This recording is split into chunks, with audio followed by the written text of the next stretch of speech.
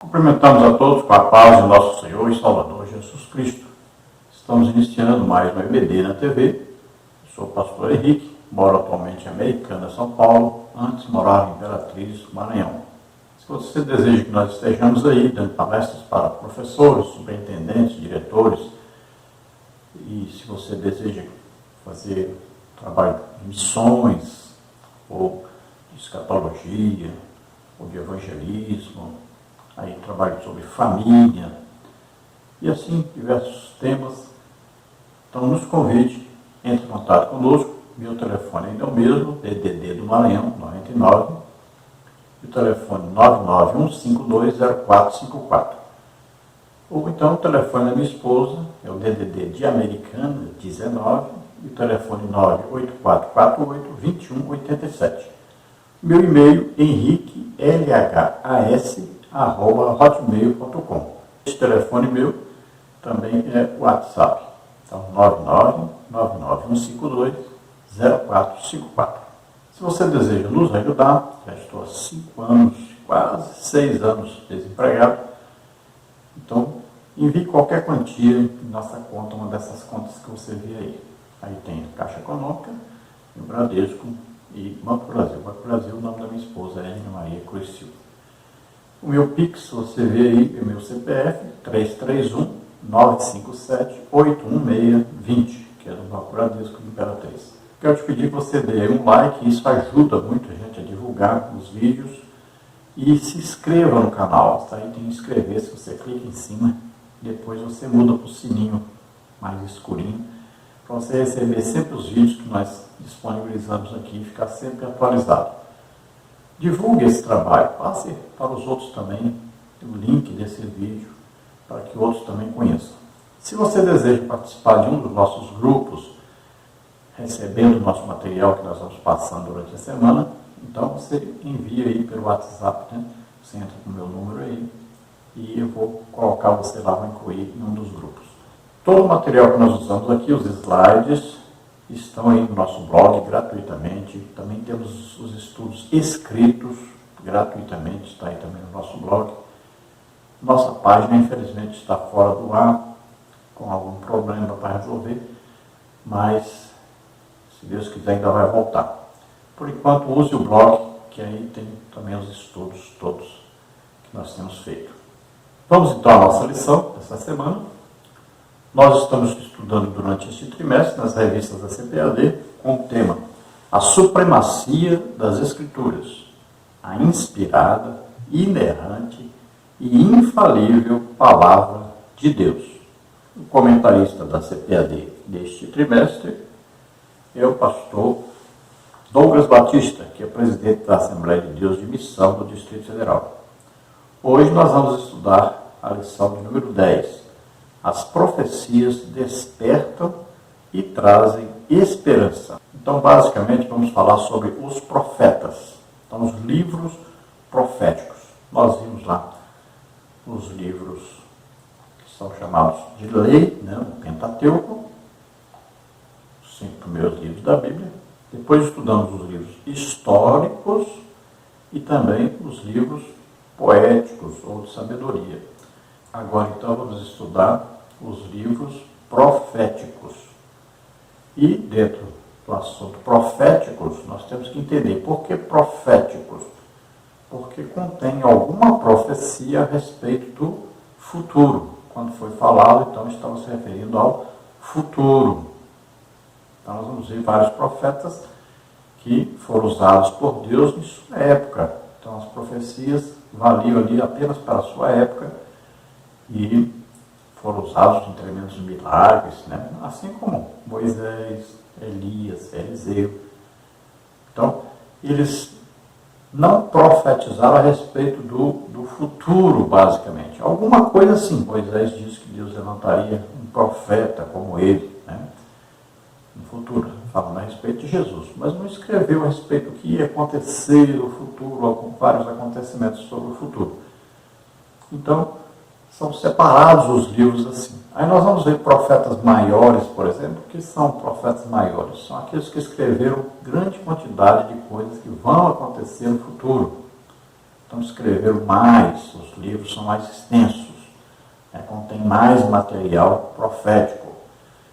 E os profetas menores, aqueles que escreveram também a respeito do futuro, mas escreveram menos. Então a quantidade, o volume de escrita é menor.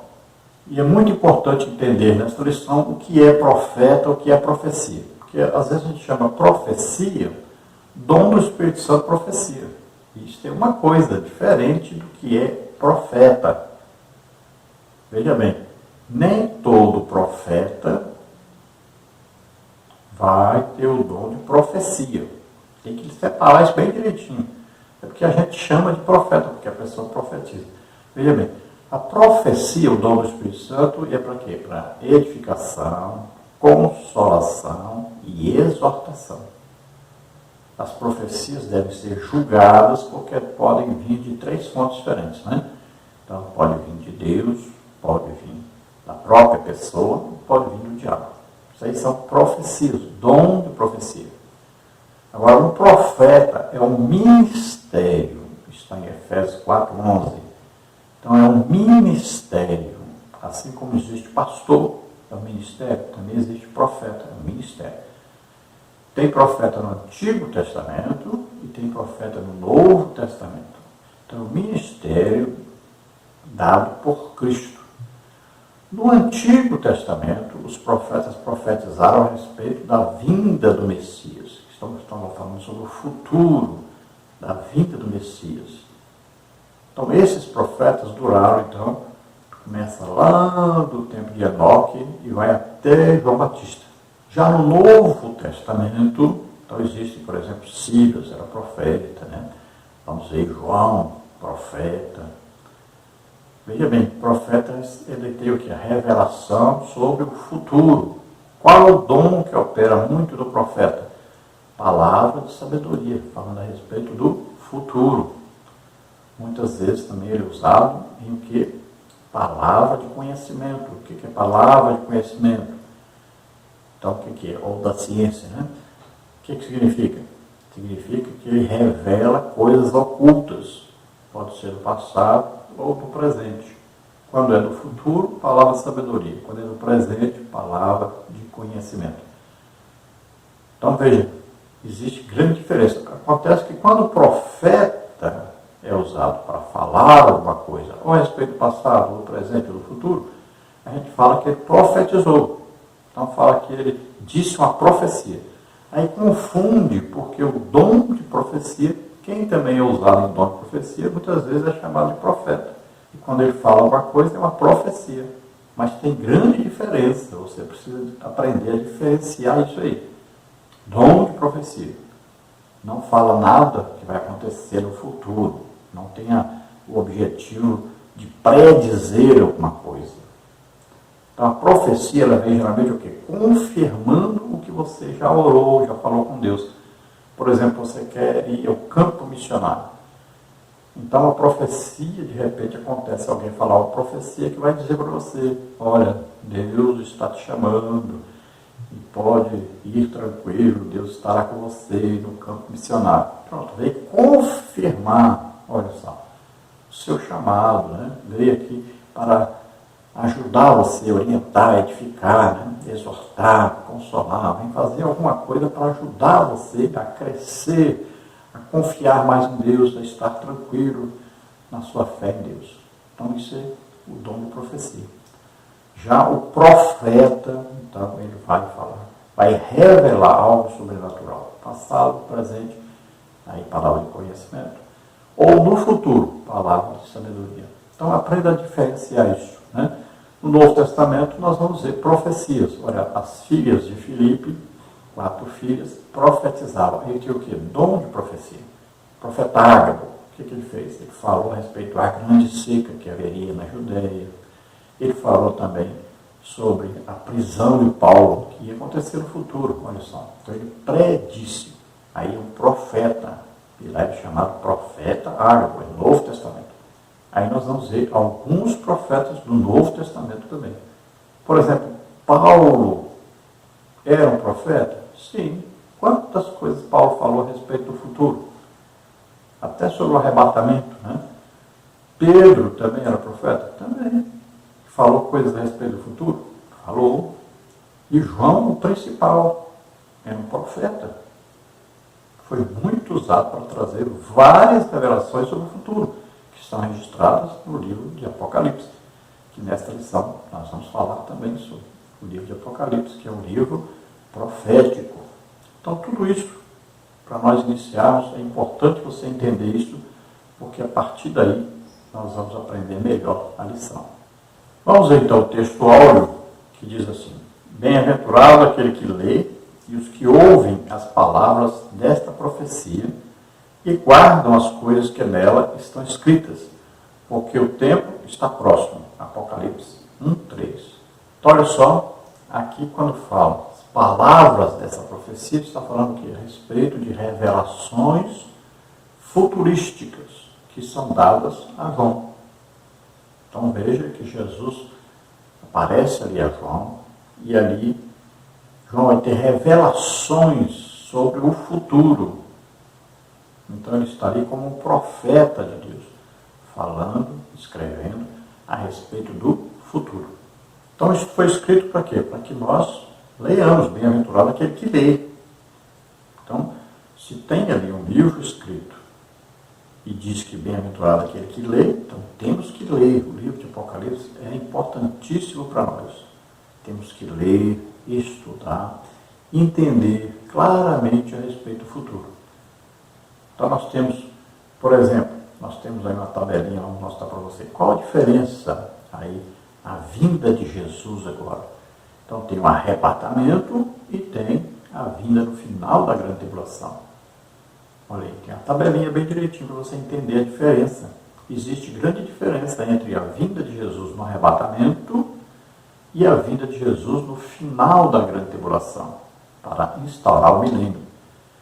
Então você veja, tem a tabelinha bem simplesinha, se você quiser explicar aos alunos essa diferença aí, é importante. E está dentro do quê? Do contexto escatológico, muita coisa escrita por Paulo, né? Aí tem revelações escritas por Pedro. Então nós vamos ver várias coisas que são importantes para nós aprendermos dentro das coisas do futuro. Então é a palavra de Deus diz aí, bem-aventurados aqueles que leem, bem-aventurados aqueles que ouvem. Olha bem, ler não é com pensamento, é ler falando, para ouvir. Por quê? Porque a fé vem pelo ouvir, e ouvir pela palavra de Deus. Então você lê falando alto para você ouvir. Então, bem-aventurado aquele que lê, é aquele que ouve e guarda. Então você vai falar, vai ouvir e vai guardar. Então são três coisas aí importantíssimas para aqueles que querem estudar a palavra de Deus. Então você sempre leia para ouvir o que você está lendo. E você ouvindo vai gerar fé. Isso vai ser o quê? Transmitido para dentro de você. Então a palavra ela vem alimentar a nossa alma. Agora, quando você estuda essa palavra, você lê, escuta o que está ouvindo, medita nisso, ela vai penetrar no seu espírito e vai ficar guardada ali. Então é importante ler, ouvir, guardar. E diz aqui que o tempo está próximo. Então, olha só. Sempre esteve próximo.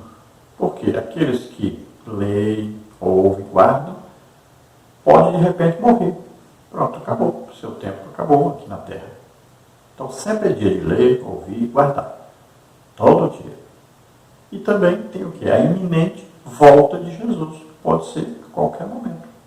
Nunca devemos esperar Jesus amanhã. É sempre hoje. Ah, que o sinal não interessa. Não existe sinal para o arrebatamento. Não existe isso. Os apóstolos viviam como se todo dia Jesus estava voltando naquele dia. É assim que o crente deve viver. Nunca esperando acontecer não sei o quê, não sei o quê, não sei o quê, que sinal não sei o quê. Não existe isso.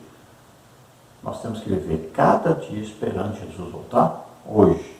Devemos estar prontos hoje. A verdade prática diz: as profecias são mensagens que expressam a soberana vontade do Senhor. Elas servem para alertar o povo de Deus, produzindo esperança e confiança nas promessas divinas. Então, essas mensagens proféticas aí dos profetas, elas vêm indicando que Deus está no controle de tudo. Então, Deus revela as coisas que vão acontecer no futuro antes delas acontecerem. Para quê? Para que quando elas acontecerem, então, gere o quê? Fé no coração daqueles que ouviram. Nossa fé aumenta. Nós passamos a crer mais em Deus, a estarmos mais tranquilos de que Deus está no controle de tudo. Então Deus é soberano. Ninguém pode frustrar os planos de Deus. Então nós reconhecemos que Deus está todo o tempo no controle, todo o tempo olhando para nós, sabendo sobre a nossa vida, conhece até quantos fios de cabelo tem na nossa cabeça. No meu caso, é pouco, né?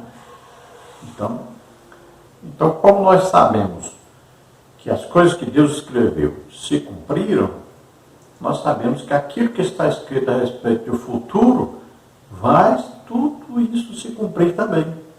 Então isso aumenta a nossa esperança, a nossa confiança que um dia estaremos para sempre com o Senhor. Vamos ver a leitura bíblica em classe, que está em Jeremias 1, de 4 a 10, Joel 1, de 1 a 3, e Apocalipse 1, de 1 a 3.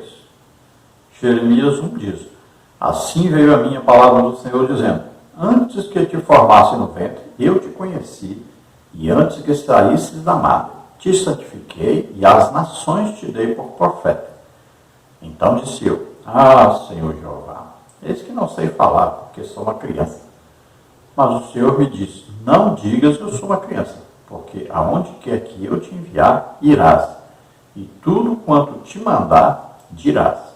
Não temas diante deles, porque eu sou contigo para te livrar, diz o Senhor. E estendeu o Senhor a mão, tocou-me na boca e disse-me o Senhor: eis que ponho as minhas palavras na tua boca. Olha, ponho-te neste dia sobre as nações e sobre os reinos, para arrancares e para derribares, para destruíres e para arruinares, e para edificares e para plantares. Joel 1, agora, palavra do Senhor que foi dirigida a Joel, filho de Petuel. Ouvi isto, vós anciãos, e escutai todos os moradores da terra. Aconteceu isto em vossos dias? Ou também nos dias de vossos pais? Fazeis sobre isto uma narração a vossos filhos, e vossos filhos a seus filhos, e os filhos destes a outra geração. Agora Apocalipse 1, revelação de Jesus Cristo, a qual Deus lhe deu para mostrar aos seus servos as coisas que brevemente devem acontecer, e pelo seu anjo as enviou e as notificou a João, seu servo, o qual testificou da palavra de Deus e do testemunho de Jesus Cristo e de tudo o que tem visto. Bem-aventurado aquele que lê e os que ouvem as palavras desta profecia e guardam as coisas que nela estão escritas, porque o tempo está próximo. Glória a Deus. Então você vê aí Deus demonstrando o seu controle sobre tudo e sobre todos. Então é a soberania de Deus. Então as revelações proféticas, né? Então, os profetas que Deus chama, escolhe, eles são designados a falarem aquilo que Deus fala com eles. Então eles ouviam claramente a voz de Deus falando com eles, muitas vezes exteriormente, outras vezes interiormente. Algumas vezes através de visão, algumas vezes através de visões, outras vezes através de sonhos. Então são revelações de Deus a respeito do futuro. Vamos ver então o que nós vamos estudar nesta lição de hoje, aí os tópicos e subtópicos. No tópico 1 nós vamos ver aí os profetas maiores. Subtópico 1, os profetas e a profecia. Subtópico 2, os profetas Isaías e Jeremias. Subtópico 3, os profetas Ezequiel e Daniel. No tópico 2, vamos ver aí os profetas menores. Subtópico 1, os profetas do Reino do Norte. Subtópico 2, os profetas pré-exílio. Subtópico 3, os profetas pós-exílio. No subtópico 4, os demais profetas. No tópico 3, vamos ver o livro do Apocalipse. Subtópico 1, autoria, propósito e destinatários. Subtópico 2, uma mensagem de esperança. Então veja todos esses assuntos, vamos procurar então passar por cada assunto e entender mais detalhadamente sobre cada um. Vamos ver a introdução da lição que diz: os livros proféticos do Antigo Testamento se dividem em profetas maiores e profetas menores. A designação serve para diferenciar o tamanho dos livros e não o grau de importância de seus autores. Os profetas maiores são Isaías, Jeremias, Lamentações, Ezequiel e Daniel. Já os outros 12, de Oséias a Malaquias, são os profetas menores. No Novo Testamento, apenas o livro de Apocalipse é classificado como profético. A mensagem desses livros desperta e, ao mesmo tempo, produz esperança para o povo de Deus. Então, você vê aí uma tabela onde estão os livros proféticos. Veja bem, coloquei para você entender melhor. Então, nós temos aí uma relação de profetas maiores, temos uma relação de profetas menores e temos aí no Novo Testamento, o Apocalipse. Então, veja, profetas maiores, Isaías, Jeremias, aí o livro de Jeremias também, Lamentações, tem Ezequiel e tem Daniel. Aí, profetas menores, nós temos aí Oséias, Joel, Amós, Obadias, Jonas, Miqueias, Naum, Abacuque, Sofonias, Ageu, Zacarias e Malaquias. Nós temos no nosso blog aí uma imagem de cada um desses profetas, né, separados aí para você poder acessar, colocar aí no slide, coisa assim, para você dar uma aula, ficar bem mais interessante. Então você veja aí o profeta Isaías, você veja aí Jeremias, né, sendo preso, maltratado, jogado no poço, aí profecias dele, algumas coisas. Você vê no livro de Lamentações, você vê aí o profeta Ezequiel, aí tem visão a respeito de Jesus, né, também. Daniel teve visão a respeito de Jesus. Então vem aí o profeta Daniel, com os leões, a visão da imagem a respeito dos reinos futuros. Né? Aí tem a história de Sadraque, Mesaque e Abednego. Aí nós temos a história do profeta Oséias, né? A história de amor que atravessa as eras. Né? Oséias e a sua esposa é como se fosse Deus e Israel. Aí temos aí o profeta Joel, que profetizou aí o derramamento do Espírito Santo. Vemos aí Amós, um clamor pela justiça social. Nós temos aí o livro de Obadias. Temos aí o livro do profeta Jonas, né? Profeta Fujão, que andou aí 3.000 quilômetros de Jope para Tarsis, fugindo da mensagem que Deus enviou para Nínive. Depois ele traz de volta por através de um peixe que o deixa na praia de Jope e ele vai andando até Nínive, que é mais 800 quilômetros para frente, aí andando por terra. Vimos aí a história de Miqueias, então o profeta Miqueias, temos aí o profeta Naum, o limite da tolerância divina, temos aí o livro de Abacuque, falando sobre o juízo de Deus, né? Vimos aí o clamor de Abacuque, vimos aí a espera de Abacuque, a visão, o justo viverá da fé.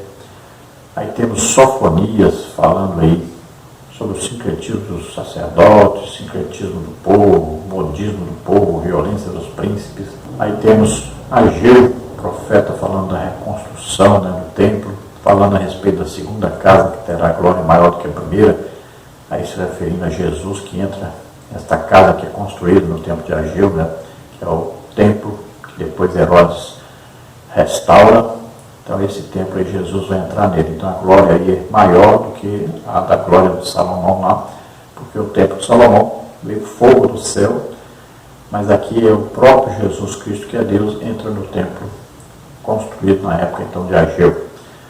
Aí temos o profeta Zacarias, aí temos o profeta Malaquias e por último nós vamos estudar sobre o livro de Apocalipse. Lembrando que nós fazemos aqui os vídeos em 3 partes. Então, a primeira parte, cerca de 25 minutos. A segunda parte, mais 20, 25 minutos. E a última parte depois. Então, você assiste a primeira.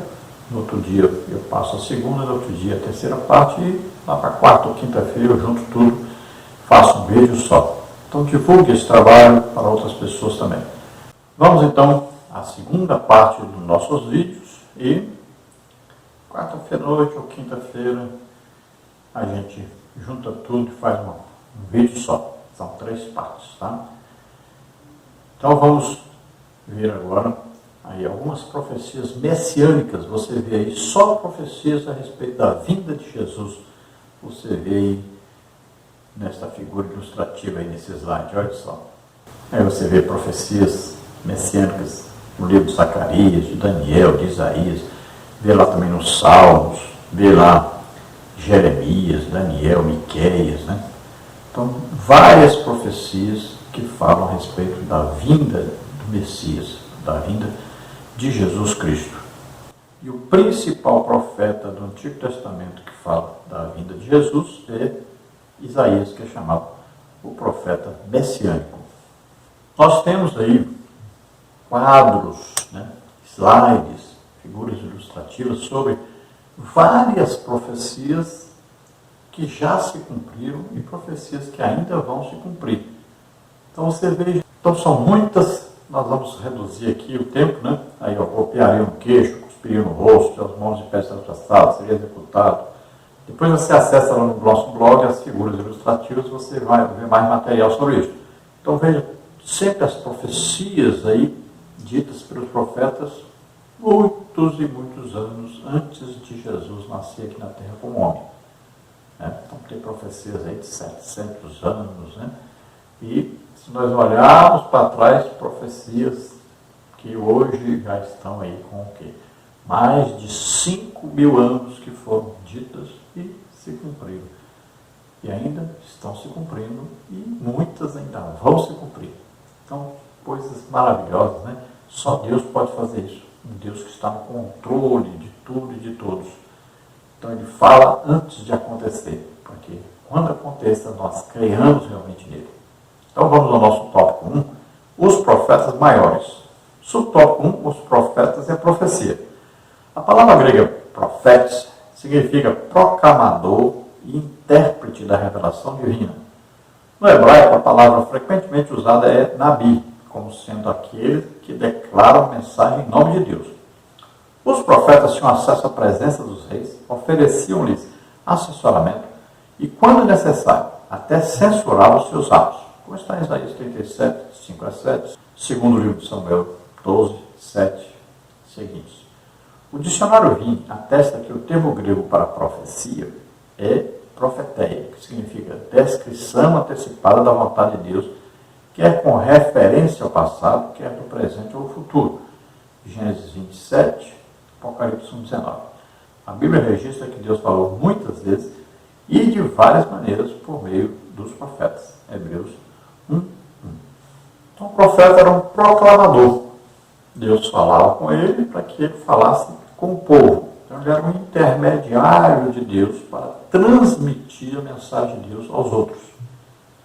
Algumas vezes tinha que o profeta interpretar isso para poder passar para o povo. Outras vezes era apenas para repetir aquilo que Deus disse para ele falar. Algumas vezes ele tinha que até fazer alguma coisa, né? Vamos ver aí o profeta andando seminu, vamos ver o profeta dormindo aí no chão, no barro, no lodo, né? Então, são várias coisas. Vamos ver, por exemplo, o profeta casando com uma mulher prostituta, né? Então, vai ver, nós vamos ver que Deus mostrava ao povo aquilo que ele queria dizer, aquilo que ele queria fazer, e mostrava o que eles estavam fazendo também, através de um profeta. A vida de um profeta era a vida de alguém que servia para que ele transmitisse às pessoas o que Deus estava vendo, estava escutando, o que Deus sentia, o que Deus iria fazer. Tudo isso, então, o profeta era esse instrumento de Deus para transmissão ao povo daquilo que Deus queria falar ou fazer. Então, a maioria das palavras que os profetas falavam eram revelações a respeito do passado, do presente ou a respeito do futuro. No subtópico 2 nós temos os profetas Isaías e Jeremias. Isaías e Jeremias profetizaram no reino de Judá. Isaías denunciou a rebeldia do povo e apontou o cativeiro como juízo divino. Isaías 5,13. Predisse o retorno de Judá do exílio. Isaías 48,20. E profetizou a respeito de Cristo, tal como seu nascimento de uma virgem. Isaías 7,14. Sua descendência de Davi. Isaías 11,1. E seu ministério libertador. Isaías 61, 1 e 2. Jeremias igualmente vaticinou a queda de Judá por causa do pecado. Jeremias 1,16. Anunciou a restauração do remanescente. Jeremias 50, 19 e 20. E a chegada de Cristo como um renovo de justiça. Jeremias 33, 15. Nas Lamentações temos o registro do clamor de Judá pelo perdão divino. Lamentações 1, 2, 5, 1. Ambos os profetas anunciaram o despertamento e esperança. Então, o destaque maior dentre os profetas que escreveram está, então, aí Isaías e Jeremias. Isaías escreveu o livro de Isaías, Jeremias escreveu o livro de Jeremias e de Lamentações. Então, eles eram profetas de Judá. Então, da parte de baixo, né? Porque houve a divisão, ficou a parte de cima, chamada Israel com a capital em Samaria, e da parte de baixo, Judá com a capital em Jerusalém. Isaías é uma coisa impressionante, porque Isaías escreveu coisas a respeito do Messias, detalhes a respeito de Jesus, que são impressionantes. Então ele é capaz de falar até sobre a aparência de Jesus, falar sobre o sacrifício de Jesus levando nossos pecados, nossas doenças, nossas enfermidades, maldições, tudo sobre ele. Isaías é tão impressionante que ele fala sobre batismo com o Espírito Santo, falar em línguas, ele fala sobre o arrebatamento, ele fala sobre grande tribulação, ele fala sobre milênio, fala sobre vida eterna com Deus. É impressionante. O livro de Isaías é aí o livro mais completo que tem no Antigo Testamento. Então você deve sempre ler esse livro, porque deste livro saíram muitas outras palavras, muitos outros estudos, muitas outras revelações, e no Novo Testamento tem muita coisa, mas muita coisa mesmo, que está no livro de Isaías. Então, tanto Isaías como Jeremias escreveram também a respeito da situação de Judá e já falaram a respeito da deportação de Judá para o exílio babilônico. Eles falaram que o juízo viria. Então o povo não quis acreditar, os reis não quiseram acreditar, não se submeteram, foram rebeldes, mas estava tudo já predito. Porque quando a Assíria invade ali o reino do norte, Israel, e leva cativos todo aquele povo, então a parte de baixo pensou assim, nós temos aqui o templo, nós não vamos ser invadidos, nós não vamos ser levados cativos. Então os profetas entram aí para dizer que iam sim ser levados cativos, que o juízo de Deus iria sobre eles. Mas eles não acreditaram. Agora, não só esses profetas anunciaram o juízo de Deus, mas também anunciaram a restauração de Deus sobre a nação de Israel. Então anunciaram que eles seriam restaurados e foram restaurados depois de passarem 70 anos na Babilônia.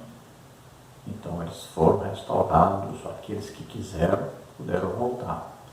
E eles aprenderam para sempre a lição, de nunca mais cair na idolatria. Subtópico 3, os profetas Ezequiel e Daniel. Ezequiel e Daniel profetizaram na Babilônia. Judá estava no exílio e tinha o coração obstinado. Ezequiel 2,4. Ezequiel foi levantado para os admoestar no cativeiro. Ezequiel 2,3. Lembrar de que a restauração requeria arrependimento. Ezequiel 3, 20 e 21. e prenunciou a Cristo como pastor e rei. Ezequiel 34, 23 e 24. Daniel também foi para o exílio, porém como um dos oficiais da corte. Daniel 5, 29. Ele entendeu que o cativeiro duraria 70 anos. Daniel 9, 2. E passou a clamar por misericórdia. Daniel 9, 19. Como resposta, Deus lhe revelou o tempo da restauração da nação, a vinda de Cristo, o advento do anticristo e o julgamento final. Daniel 9, 24 a 27. Essas profecias despertaram a esperança de reconciliação com Deus. Então, profetas, aí, Ezequiel e Daniel, esses homens tiveram visões incríveis, maravilhosas. Ezequiel chegou a ver, teve uma visão do próprio Cristo. Daniel também teve visões maravilhosas e revelações impressionantes. Nós vamos ver que o livro aí de Daniel, por exemplo, é como se fosse um apocalipse lá do Antigo Testamento. Então, tem muitas revelações a respeito de reinos, por exemplo, do mundo, foram revelados os reinos, através daquele sonho de Nabucodonosor, que Daniel foi usado por Deus para revelar ali os reinos da terra, desde Nabucodonosor até o milênio, são os reinos que vão passando aí, inclusive o reino do anticristo durante a grande tribulação. Então Ezequiel foi usado por Deus lá no exílio babilônico para falar naquela nação, para buscar o arrependimento daquela nação e fazê-lo se voltar para Deus. Daniel esteve ali para poder trazer esse povo para Deus. Daniel estava no controle porque trabalhava como governador, então ele poderia influenciar ali, guardar esse povo, proteger esse povo para que esse povo não fosse destruído.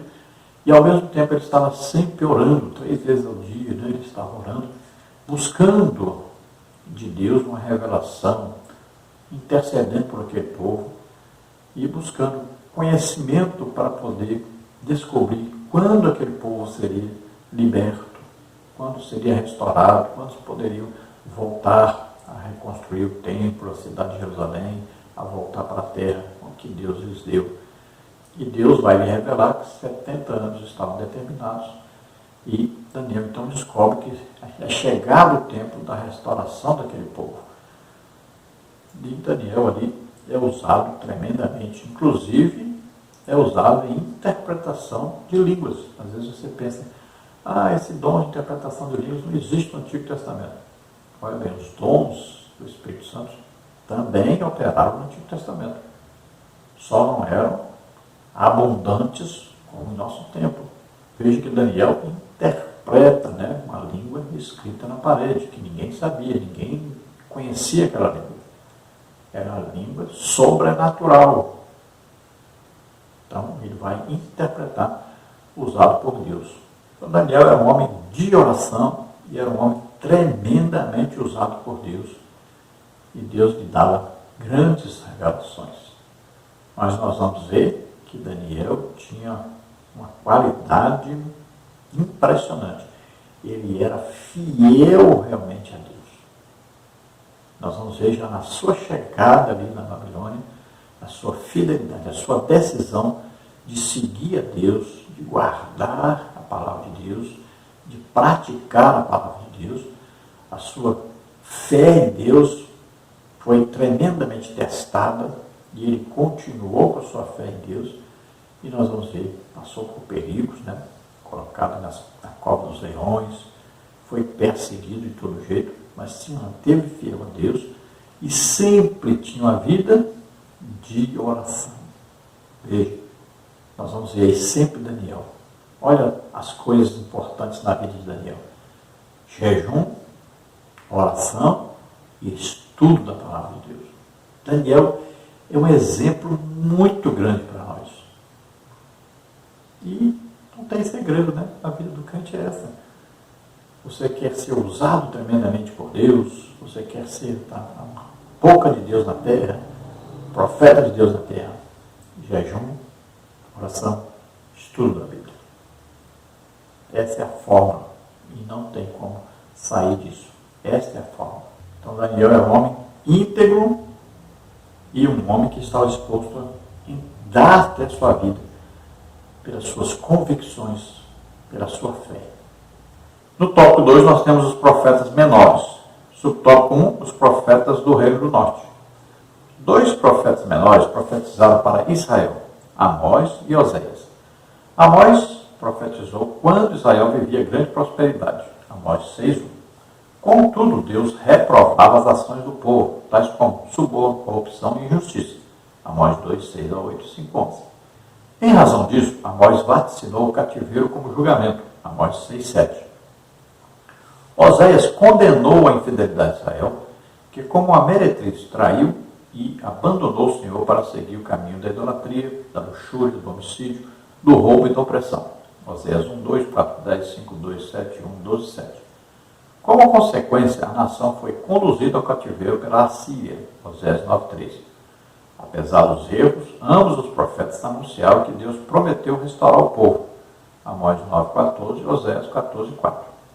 Você pode ver aí no mapa, né? Amós e Oséias. Amós era lá Tecoa e Oséias era lá do norte.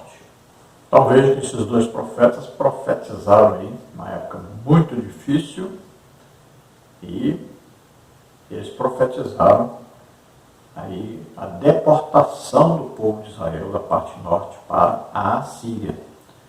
Então é o reino do norte, o reino de Israel. Esse povo foi distribuído em terras lá do lado de Nínive, né, ali pela Síria, e diversos povos vizinhos ali, diversas nações vizinhas ali.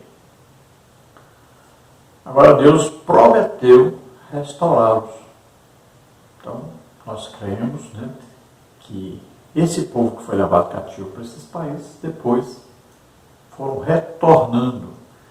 Então existe uma mistura. No tempo de Jesus, nós vamos ver que existe uma grande mistura desses povos que voltaram, né, desses descendentes de judeus, que voltaram do cativeiro e agora a terra estava ocupada com outras nações que foram colocadas ali, povos de outras nações. Então se misturaram com esses. Então não eram mais um povo legitimamente judeu, mas um povo misturado ali. E por isso mesmo houve uma grande inimizade entre a parte sul, né, Judá, e essa parte norte. Tanto era que a parte sul nem passava ali por Samaria para ir lá a Galiléia, né, principalmente para as colheitas, né, porque lá é abundante a colheita na Galiléia. Então eles passavam, davam volta por Decápolis, atravessavam lá pelo mar de Genezaré ou o mar da Galiléia, para poder ir para a Galiléia. Veja só que a inimizade era muito grande. E Jesus ali com a mulher samaritana, nós vamos ver que Jesus passa ali por dentro. Vamos ver isso no tópico 2, os profetas pré-exílio. Os profetas de Judá pré-exílio são 4. Joel, que pregou o arrependimento, Joel 2:12, e profetizou o derramamento do Espírito Santo, Joel 2:28. Miqueias, que denunciou a falsa espiritualidade, Miqueias 2:11 e 3:11. Anunciou a destruição de Jerusalém, o cativeiro babilônico e a restauração de Judá, Miqueias 3:12 e 4:10. Vamos aí. Abacuque, que reclamou da violência, do litígio, da sentença distorcida, Abacuque 1, de 1 a 4. Vaticinou que Deus usaria os babilônios para punir a nação, Abacuque 1:6. Sofonias, que apontou os pecados dos príncipes, a destruição no grande dia do Senhor, Sofonias 1:4, 8:14. E a restauração do remanescente, Sofonias 3:13. Todas as profecias abordam o juízo, mas enfatizam a misericórdia divina e provê o livramento. Então veja que esses profetas menores aqui são antes do exílio. Então, aí nós vamos ver a relação deles, olha só. Então Joel concentra as suas proclamações a respeito do arrependimento do povo e também da restauração desse povo, fala sobre o derramamento do Espírito Santo. É chamado aí o profeta pentecostal do Antigo Testamento, né? Que ele vai revelar esse derramamento do Espírito Santo. Miqueias denunciou a falsa espiritualidade, ou seja, o povo tinha uma religião, mas era apenas a religião, uma religiosidade. não tinham o coração voltado para Deus, apenas praticavam a sua religião para encobrir os seus pecados. Então, Miqueias vem profetizando a respeito da destruição de Jerusalém, do cativeiro babilônico, do juízo de Deus sobre Israel, sobre Judá. Abacuque vem revelando sobre a situação do povo em geral, né? Aquela corrupção, a prostituição, a idolatria, a sentença dos juízes, né? Aquela sentença distorcida, favorecendo o mais rico. E chegou a declarar claramente que os babilônios iriam ser usados por Deus para trazer juízo sobre Judá. E Sofonias vem trazendo também a revelação dos juízos de Deus sobre a nação, fala da destruição do grande dia, né?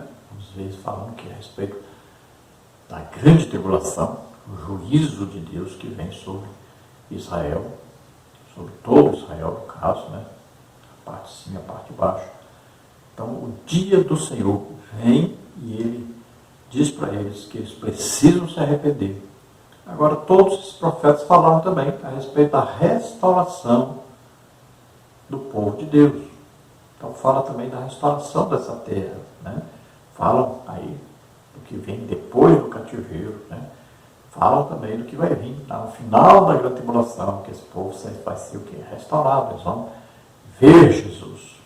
Eles vão buscar por Jesus e vão ver. Vão ver aquele a quem traspassaram. Então, este povo vai entrar para o milênio com Jesus Cristo. Esse povo vai estar governando com Jesus Cristo durante o milênio.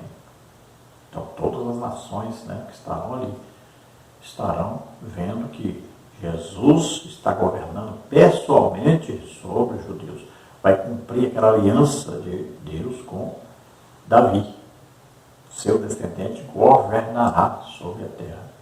Então, todos os profetas falaram do juízo, que realmente aconteceu, mas também falaram da restauração deste povo. Então, o remanescente, né, é aquele que vai sobrar no final da grande tribulação, esse será salvo.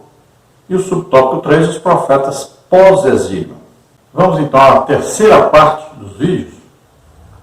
Fizemos a primeira parte, cerca de 25 minutos, a segunda parte, cerca de 25 minutos. Agora vamos ao final, no último vídeo. Nós vamos ver o subtópico 3 do tópico 2 e também o tópico 3 e a conclusão. Lembrando que todas as figuras ilustrativas, né, os slides usados aqui, estão no nosso blog aí, que você vê gratuitamente. Também os estudos escritos, comentário a respeito de cada livro aí dos profetas. Então você pega lá, está lá no nosso blog gratuitamente. Te pedimos aí, dê aí um like, né, um joinha. Também divulgue esse trabalho, se inscreva no nosso canal. Isso ajuda muito a gente a divulgar esse trabalho. Vamos então ao subtópico 3 do tópico 2. Os profetas pós-exílio. Os profetas de Judá pós-exílio são 3. Ageu, que persuadiu o povo a reconstruir o templo, Ageu 1, de 2 a 6. E Deus prometeu prover os recursos da construção, Ageu 2, 8. E assegurou que a glória dessa casa seria maior do que a da primeira, Ageu 2, 9. Zacarias, que animou o povo, e Zorobabel a concluírem o templo, com a mensagem não por força nem por violência, mas pelo meu espírito, Zacarias 4, 6. E anunciou a vinda do Messias, como o renovo do Senhor, Zacarias 3, 8. Malaquias, que repreendeu o desleixo dos sacerdotes, Malaquias 1, 7, 8. Os pecados do povo, Malaquias 3, 5. E a negligência com os dízimos e ofertas, Malaquias 3, 8 e 9. O livro encerra o cano do Antigo Testamento e conclui com a promessa de que o dia do Senhor está vindo, Malaquias 4, 5 e 6. Então agora vamos falar dos profetas que profetizaram após o exílio. Aí agora é depois que eles voltam. Então são profetas que profetizaram com esse povo que foi levado cativo para a Babilônia, voltaram para Jerusalém e foram agora reconstruir, né, o templo primeiro, depois os muros, depois a cidade. Por que o templo primeiro? Porque quem protegia eles? Deus. Onde é que eles iam adorar a Deus? No templo. Então, o mais importante era o templo. Assim também nós, né? Se nós compararmos nosso corpo com Jerusalém, qual a parte principal? Nosso interior, nosso espírito. É onde está manifestada a presença de Deus, o Espírito Santo. Então temos aí os muros, que representam o quê? A nossa alma, né? Depois vem então a reconstrução da cidade, que indica como se fosse o nosso corpo. Então no tempo do profeta Ageu, existe então vamos dizer assim, uma mensagem que vem para exortá-los, né? Para incentivá-los a construir esse templo. Agora eles não tinham condição financeira para construir um templo como o templo de Salomão. Ali, muito ouro, muita prata, muito bronze, madeira vinda lá, né, do Líbano. Então era muito caro. Eles não tinham como reconstruir e ficar um templo tão bonito assim. Então Ageu veio para incentivá-los a construir mesmo assim. E Deus dá uma mensagem: olha, o templo, a parte material, é mais pobre do que o templo de Salomão. Mas a glória desta segunda casa, desse templo, é maior do que a glória que esteve no templo de Salomão. Então, no templo de Salomão, veio lá fogo do céu, veio aquela presença de Deus, ali os sacerdotes caíram no chão e tal. Mas eles não viram materialmente Deus. Deus não falou diretamente com o povo ali. Já nesta casa, né, nesse segundo templo, construído aí, né, que a gente chama Templo de Zorobabel. Então, esse templo aí, esta casa, ela vai ser restaurada no templo do rei Herodes. E quem é que vai entrar lá? Deus mesmo, Jesus Cristo, entra ali. Então, a glória dessa segunda casa é maior do que a da primeira casa.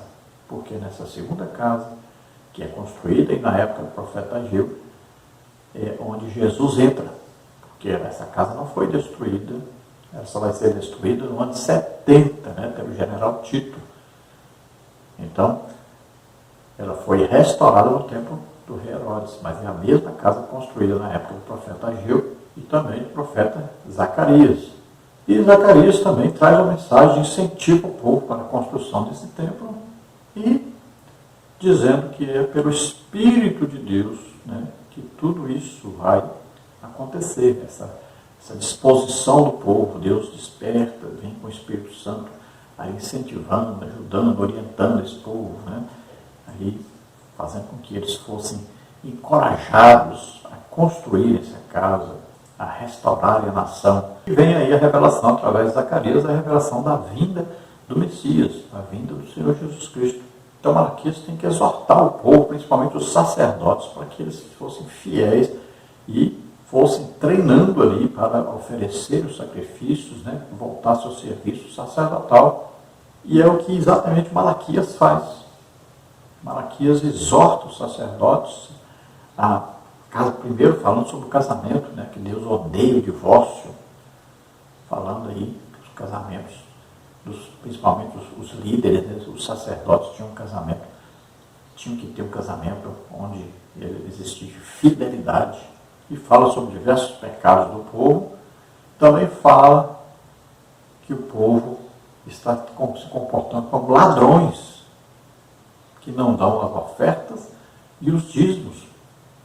Veja só, chama de ladrões aqueles que não dão as ofertas e os dízimos na casa do Senhor.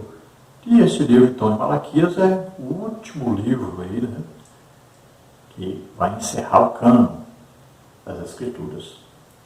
Aí, de Malaquias vai passar em 400 anos sem ter outro profeta. Aí vem João Batista, que é o último dos profetas, que fala a respeito da vinda do Messias. No subtópico 4, nós temos aí os demais profetas. Então, o profeta Jonas foi enviado para pregar em Nínive, a capital da Síria, né? Jonas 1:2.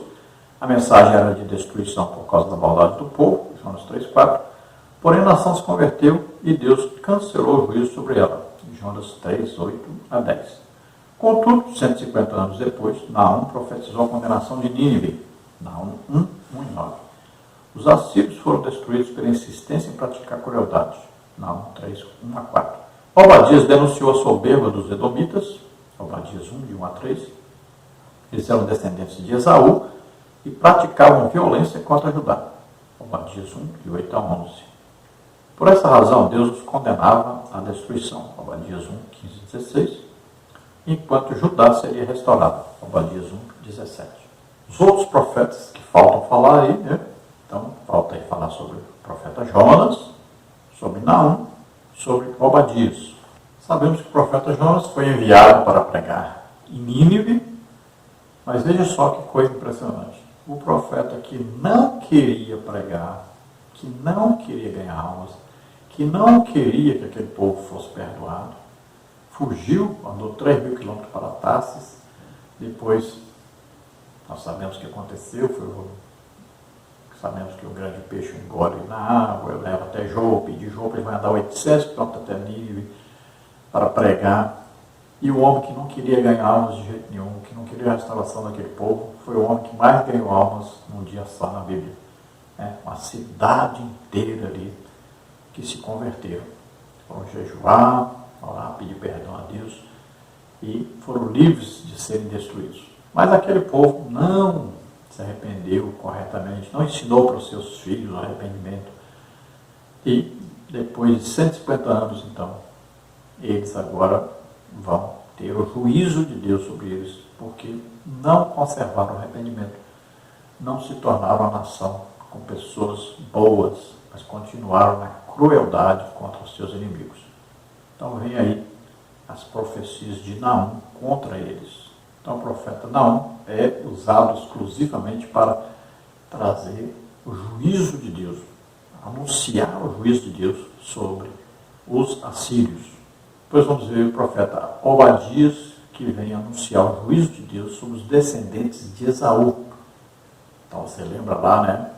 Então você lembra lá que Isaac, né, teve 2 filhos gêmeos, Esaú e Jacó. Então, os descendentes de Esaú, que são os edomitas, eles também têm um profeta para falar exclusivamente para eles do juízo de Deus sobre os pecados que eles estavam cometendo. Eles viam o juízo de Deus sobre a parte norte de Israel, depois sobre Judá, e eles se vangloriavam com isso. Então Deus mostrou para eles o juízo de Deus sobre eles também, porque eles começaram a atacar Judá, querer destruir Judá. Então Deus disse que vocês serão destruídos e Judá será restaurado. No tópico 3 nós vamos ver o livro do Apocalipse. Então, tópico 1, autoria, propósito e destinatários. O dicionário bíblico Wycliffe assevera que o termo grego Apocalipse significa revelações especiais de Deus ao homem em Jesus Cristo. Lucas 17:30, Romanos 8:18, 2 Tessalonicenses 1:7, 1 de Pedro 1:13. No versículo de abertura, atesta ser a revelação de Jesus Cristo, Apocalipse 1:1a. Assegura que o propósito é mostrar as coisas que brevemente devem acontecer, Apocalipse 1:1b. E apresenta o apóstolo João como seu autor, Apocalipse 1:1c. Os destinatários são identificados pelas cidades das 7 igrejas da Ásia Menor: Éfeso, Esmirna, Pérgamo, Tiatira, Filadélfia, Laodiceia e Sardes. Apocalipse 1:11. O livro encerra o cânon do Novo Testamento e revela a vitória final do reino de Deus.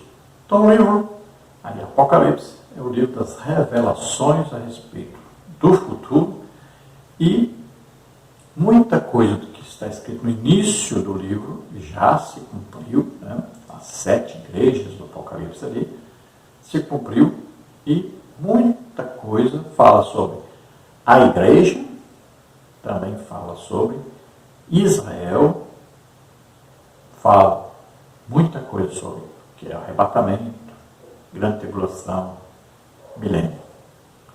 E, é claro, sobre a vida eterna com Deus. Fala da Nova Jerusalém, né? Fala do juízo final, fala do tribunal de Cristo, fala do lago de fogo e enxofre, fala de Satanás, fala do anticristo, fala do falso profeta, Então são revelações escatológicas. Nós já estudamos, né, bastante coisa sobre isso em outros trimestres. E um fato muito interessante aí sobre as 7 igrejas, né, da Ásia ali, abertas pelo apóstolo Paulo, dirigidas por Paulo, aí Barnabé, Timóteo, Tito, inclusive João, o apóstolo João dirigiu a igreja de Éfeso. Então, igreja dirigida por grandes homens de Deus, servos de Deus, depois também outros servos de Deus importantíssimos dirigiram aquelas igrejas, mas existia ali advertências de Jesus nas 7 cartas enviadas a essas 7 igrejas, advertências sobre aí, as heresias, principalmente. E o que aconteceu? No início, eles prestaram atenção, eles combateram as heresias, combateram os falsos profetas, né? Os falsos mestres. Então, combateram o pecado e foram. No início, mas se descuidaram. E o que aconteceu? Se hoje você pergunta assim, quantas dessas igrejas abertas por Paulo ali, onde hoje é a Turquia, né? Quantas estão abertas? Quantas estão funcionando? Então, você vai ver. Nenhuma delas. Hoje ali tudo é o quê? Muçulmano. São os islâmicos, né? Então, as igrejas foram fechadas. Não prestaram atenção, não foram obedientes e não prestaram e não combateram as heresias, os falsos mestres, os falsos profetas que se infiltraram ali no meio da igreja. Veja só que coisa tremenda. Tem um livro muito importante que devemos ler, devemos entender, porque são acontecimentos que estão aí próximos, né, de acontecerem. A qualquer momento acontece o arrebatamento da igreja e tudo aquilo que está escrito ali a respeito da grande tribulação vai acontecer. Nós não se preocupe. Salvos primeiro serão arrebatados. Depois vem a grande tribulação. Aí vem o juízo ali no final da grande tribulação sobre as nações inimigas.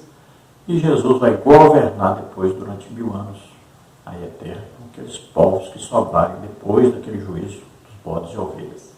Aí vem o juízo final, né? Aí são lançados todos os que não aceitaram Jesus como Senhor e Salvador, são lançados lá para o fogo e enxofre. Nessa época nós já estamos na Nova Jerusalém, salvos, corpos transformados, né? E os outros que forem sendo salvos também depois serão então levados à vida eterna com Deus, morando na nova terra, né? A terra onde a luz é de Deus. Não tem lá mais mar, lá não tem mais sol, é uma terra completamente diferente dessa que nós vivemos hoje. Também não haverá nenhum tipo de sofrimento. Então o livro do Apocalipse encerra aí o cano do Novo Testamento. Subtópico 2, uma mensagem de esperança. Na revelação, Cristo disse a João, escreve as coisas que tens visto, e as que são, e as que vão acontecer. Apocalipse 1,19. Significa um registro do passado, presente e futuro. No passado, João testificou da palavra de Deus, Apocalipse 1,2. Do presente, todos devem guardar a palavra da profecia, Apocalipse 1,3, 22, 14. Do futuro, irá se cumprir a esperança da volta de Jesus, Apocalipse 1,7. Desse modo, o livro nos ensina a viver com Deus no presente a fim de participar da eternidade com Ele. As revelações do futuro atestam que Deus controla a história, Apocalipse 14, 7, 8. Satanás será derrotado, Apocalipse 20, 10. O pecado será banido e aqueles que vencerem herdarão a nova Jerusalém, Apocalipse 21, 2 a 4. Por isso somos encorajados a clamar, ora vem Senhor Jesus, Apocalipse 22, 20. Então Jesus manda João escrever a respeito das coisas que estão acontecendo, que João está vendo, né? Então João está acompanhando, é um apóstolo, está no final da sua vida e viu desde o início da igreja. Então, ele escreve sobre esta época dele e Jesus diz, agora também escreve sobre as coisas que vão acontecer no futuro ainda. Então é dito para ele para escrever sobre isso que ele conhecia, sobre isso que vai acontecer agora, que é o presente dele, que ele ainda vai ver muita coisa acontecer, e sobre as coisas que vão acontecer no futuro. Então é importante ver essa mensagem, né? Bem-aventurado aquele que, então, ele lê, ele ouve e ele guarda essas palavras que estão escritas. Então, a Bíblia é para isso. Nós temos que sempre ler, ouvir o que estamos lendo. Olha, você vai ler falando. Você vai ler para ouvir. Isso vai gerar fé, né? Então, olha só, ler, meditar, né? Ouvir direitinho, prestar atenção no que está ouvindo. Então, ler, ouvir e guardar. Guardar lá no nosso espírito, para ficar bem guardado mesmo. E nós temos, então, revelação dessa palavra. Então, ela não vai ser apenas guardada na memória, mas guardada no coração. Ó, escondi a tua palavra no meu coração, para não pecar contra ti. Então, essa palavra precisa ser guardada no íntimo, para que nós coloquemos essa palavra em prática, para que nós possamos estar para sempre com o Senhor. Sempre. Lembre-se disso. Jesus está voltando e pode ser hoje. Sempre esteja com o pensamento. Hoje. Então nós vamos morar com Ele para sempre na Nova Jerusalém. Jerusalém celestial. Agora estaremos em corpos transformados. Seremos semelhantes a Ele. Existe uma vida gloriosa para nós, preparada para todos nós. E todos nós, para que nós possamos realmente pensar nisso todo dia e estarmos lá todos juntos. Não perca esta viagem. Conclusão. A mensagem dos profetas é de suma importância para despertar o cristão. Nos livros proféticos, a soberania, a justiça e a misericórdia divina estão claramente reveladas. Os fatos narrados comprovam o poder, a autoridade e o controle divino sobre todas as coisas. Eles nos servem de experiência de fé que produz esperança. Romanos 5,4. Então vimos aí as várias mensagens dos vários profetas. São mensagens importantíssimas. Vimos coisas que aconteceram, coisas que ainda vão acontecer, mas vimos também coisas que estão acontecendo. Tudo isso dito por Deus para que nós possamos sempre ter fé em Deus, confiança em Deus. Nós temos esperança de um dia estarmos para sempre com o Senhor. Vamos orar agora. Se você deseja aceitar Jesus como Senhor e Salvador, é a sua oportunidade. Vamos orar por você. Se você crê que Jesus é o Filho de Deus, que veio à terra como homem, morou aqui, viveu aqui, tomou os nossos pecados sobre ele, doenças, enfermidades, maldições, tudo sobre ele. Morreu em nosso lugar, nós que tínhamos que morrer na cruz. E ele morreu em nosso lugar. E ele ressuscitou. Você crê nisso? Então você é salvo agora. Então vamos orar juntos. Receba a salvação. Seu nome vai ser escrito agora no livro da vida. E você receberá agora o Espírito Santo que virá morar em você. Depois estaremos orando por aqueles que estão doentes e enfermos também. Vamos orar. Pai querido, em nome de Jesus, te apresentamos essas vidas que se chegam a ti, arrependidos dos seus pecados. Toma as tuas mãos agora, escreve os seus nomes no livro da vida, concede-lhes o Espírito Santo. Remanach o cruz por canele shurda fir a carnitiosai, adagrata mostrará. É necessário que você nasça de novo, comece uma vida nova. Agora uma vida consagrada a Deus, uma vida para fazer a obra de Deus. Em nome de Jesus, os que estão doentes e enfermos agora sejam curados. Em nome de Jesus, toca neles agora, Senhor. Sai, em nome de Jesus, toda doença, toda enfermidade. Solta.